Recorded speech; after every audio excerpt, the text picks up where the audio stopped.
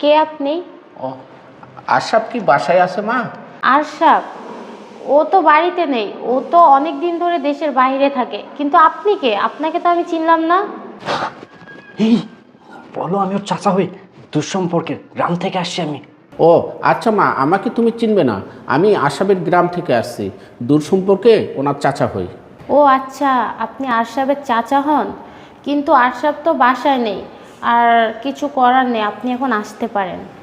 এবার বলো, ম্যাডাম আমার গলাটা শুকিয়ে আসছে, আমাকে এক গ্লাস পানি দিন। আচ্ছা মা শোনো, জি, কিছু বলবেন? তুমি কি আমাকে এক গ্লাস পানি খাওয়াতে পারবে? ও আচ্ছা, আপনি এখানে দাঁড়ান, আমি পানি নিয়ে আসছি। এই শোনো শোনো, এইবার সুযোগ বুঝে তুমি তোমার কাজটা সেরে ফেলো, যাও ভিতরে যাও।